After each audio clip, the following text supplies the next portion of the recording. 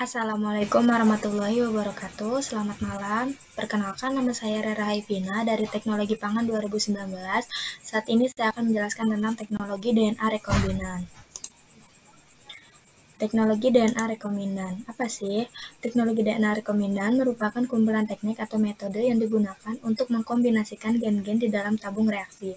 Teknik-teknik tersebut meliputi teknik untuk mengisolasi DNA, memotong DNA, menggabungkan DNA, dan teknik untuk memasukkan DNA ke dalam sel hidup. Lalu, kumpulan teknik-teknik atau metode yang telah dikembangkan oleh para ilmuwan telah memungkinkan bagi kita untuk mengisolasi DNA dari berbagai organisme, menggabungkan DNA yang berasal dari organisme yang berbeda sehingga terbentuk kombinasi DNA, yaitu DNA rekombinan, memasukkan DNA rekombinan ke dalam sel organisme prokariot maupun eukariot, sehingga DNA rekombinan tersebut dapat bereplikasi dan bahkan dapat diekspresikan. Teknologi DNA rekombinan telah memberikan banyak manfaat bagi perkembangan ilmu pengetahuan maupun bagi kehidupan manusia sehari-hari. Berbagai jenis obat-obatan, vaksin, bahan pangan, bahan pakaian, dan lainnya telah diproduksi dengan memanfaatkan teknologi DNA rekombinan. Lalu, dalam kehidupan sehari-hari, secara langsung maupun tidak langsung, sebagian besar dari kita pernah berhubungan dengan hasil penggunaan teknologi DNA rekombinan seperti insulin telah digunakan untuk mengobati penyakit diabetes. Penyakit diabetes pada manusia diobati dengan insulin manusia. Bagaimana? Apakah untuk mengobati orang yang sakit diabetes ini kita harus mengorbankan orang yang sehat untuk diekstrak insulinnya? Tentu saja tidak.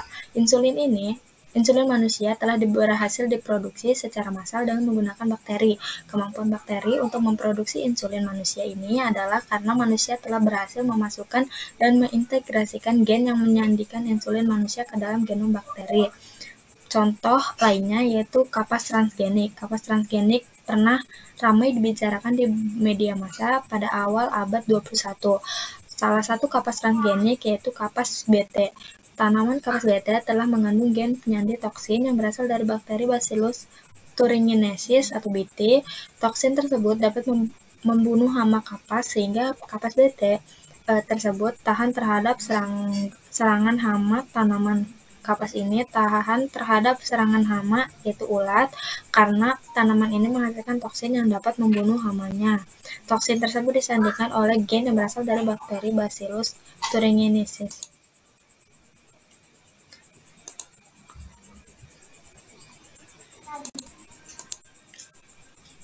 Lalu, genom tanaman kapas ini mengandung gen yang berasal dari bakteri Bacillus thuringiensis.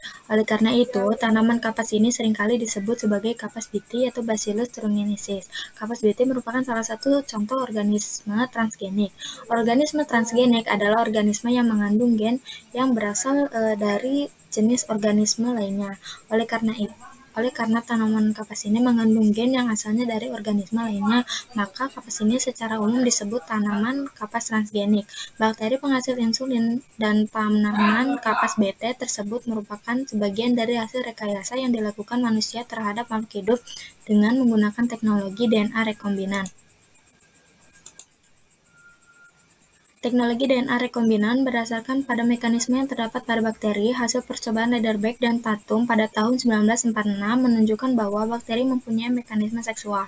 Mekanisme seksual pada bakteri ini menyebabkan terbentuknya kombinasi gen-gen yang berasal dari dua sel yang berbeda. Mekanisme seksual pada bakteri ini merupakan pertukaran DNA atau gen dari satu sel ke sel yang lainnya. Jadi, mekanisme seksual pada bakteri ini tidak bersifat reproduktif, yaitu tidak menghasilkan anak atau zuriat. Transfer DNA atau perpindahan DNA ke dalam bakteri dapat melalui 3 cara, yaitu konjugasi, transformasi, dan transduksi. DNA yang masuk ke dalam bakteri selanjutnya dapat berintegrasi dengan DNA atau kromosom bakteri sehingga terbentuk kromosom rekombinan. Caranya,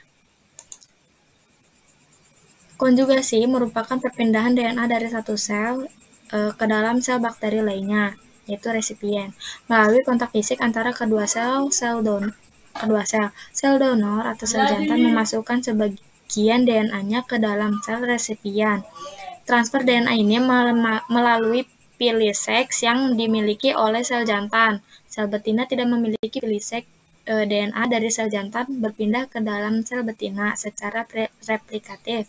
Oleh karena itu, setelah proses konjugasi selesai, sel jantan tidak kehilangan DNA. Setelah konjugasi selesai, kedua sel berpisah kembali dan jumlah sel tidak bertambah. Oleh karena itu, proses konjugasi ini disebut juga sebagai proses atau mekanisme seksual yang tidak reproduktif. Transformasi merupakan pengambilan DNA oleh bakteri dari lingkungan di sekelilingnya. DNA yang berada di sekitar bakteri atau DNA asing dapat berupa potongan DNA atau fragmen DNA yang berasal dari sel bakteri lainnya atau dari organisme lainnya.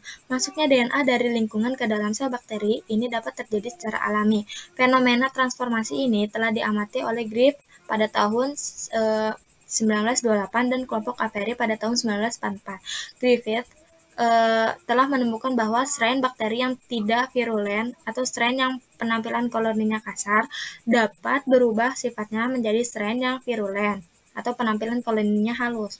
Perubahan sifat ini disebabkan karena strain yang tidak virulen atau strain kasar dicampur dengan sel-sel bakteri strain virulen atau strain yang halus yang telah dimatikan. Transduksi adalah cara pemindahan DNA dari satu sel ke dalam sel lainnya melalui perantara phage. Beberapa jenis virus berkembang biak di dalam sel bakteri.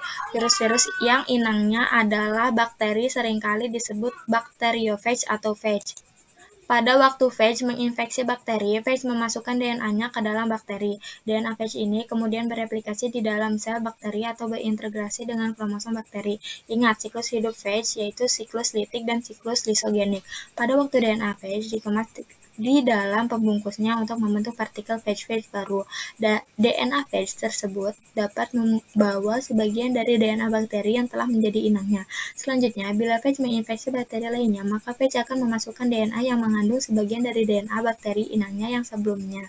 Sedangkan demikian, phage tidak hanya memasukkan DNA-nya sendiri ke dalam sel bakteri yang diserangnya, tetapi juga memasukkan DNA dari sel bakteri lainnya yang ikut terbawa pada DNA phage. Jadi, secara alami, phage memindahkan DNA dari satu sel bakteri ke sel bakteri yang lainnya. Ada perangkat yang digunakan pada teknologi DNA rekombinan, yaitu enzim restriksi, enzim DNA ligase, plasmid, transposon, pustaka genom, enzim transkripsi balik, dan pelacak DNA atau RNA. Enzim restriksi digunakan untuk memotong DNA.